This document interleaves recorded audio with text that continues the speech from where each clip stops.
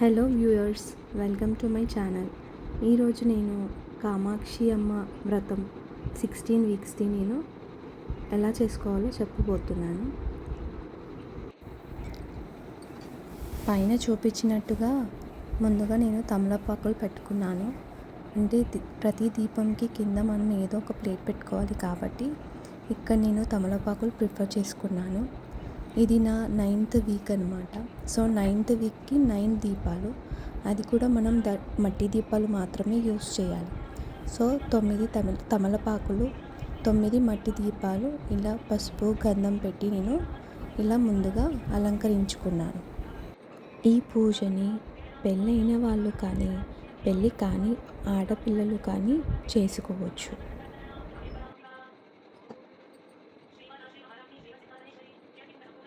ఇక్కడ కామాక్షి అమ్మ వ్రతం అన్నాను కాబట్టి నాకు పూజ చేసే టైం వరకు నాకు కామాక్షి అమ్మవారిది ఫోటో కానీ విగ్రహం కానీ నాకు దొరకలేదు. సో అమ్మవారికి బదులు దుర్గామాత అమ్మవారిని పెట్టుకున్నాను. మనం ఏ అమ్మవారైనా సరే మనం పెట్టుకోవచ్చు. ఇలా పెట్టుకొని ఆ కామాక్షి అమ్మని తలుచుకుంటూ మనం 16 వారాల పూజని కంప్లీట్ చేసుకోవాలి. తర్వాత ఈ విధంగా చూపించిన ఒత్తులు అంటే రెండు ఒత్తులు కలిపి మనం ఒక ఒత్తిగా చేసుకుంటాం కాబట్టి ఇలా 9 వారాలకి రెండు ఒత్తులు కలుపుకొని 9 ఒత్తులు మనం సిద్ధం చేసుకోవాలి. అంటే ఒక్కో దీపానికి 2 ఒత్తులు కలిపి మనం ఇలా 9 దీపాలకి 9 ఒత్తులు చేసేసుకోవాలి. చేసుకున్న తర్వాత మనం ఈ పూజలోకి ఓన్లీ ఆవు నెయ్యి మాత్రమే వాడుతున్నాను. ఖచ్చితంగా ఆవు నెయ్యి మాత్రమే మనం కామాక్షి అమ్మ వ్రతానికి వాడుకోవాలి.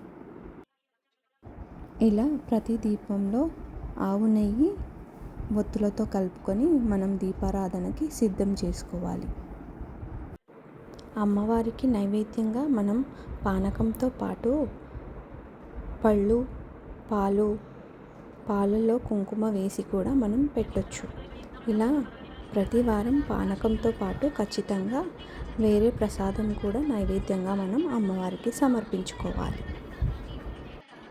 ఇక్కడ 16 వారాల వ్రతం అన్నాను కాబట్టి మనకి మొదటి వారానికి మొదటి దీపం, రెండో వారానికి 2 దీపాలు, ఇలా 16 వారాలకి గాను మనం 16 దీపాలు పెట్టుకుంటూ వెళ్తాము. అలా 16వ వారానికి మనం 16 దీపాలు పెంచుకుంటూ పోవాలి.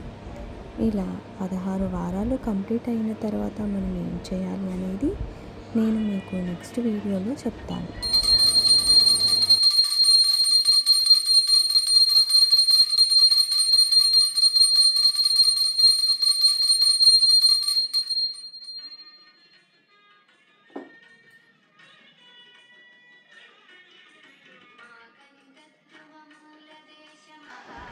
ఈ విధముగా అమ్మవారి పూజను నేను ఇలా కంప్లీట్ చేసుకున్నానండి. మీకు ఏదైనా డౌట్ ఉంటే నాకు కమెంట్ సెక్షన్లో కమెంట్ చేయండి. అండ్ నా ఛానల్ని సబ్స్క్రైబ్ చేసుకోండి, లైక్ చేయండి, షేర్ చేయండి. Thank you for watching my video.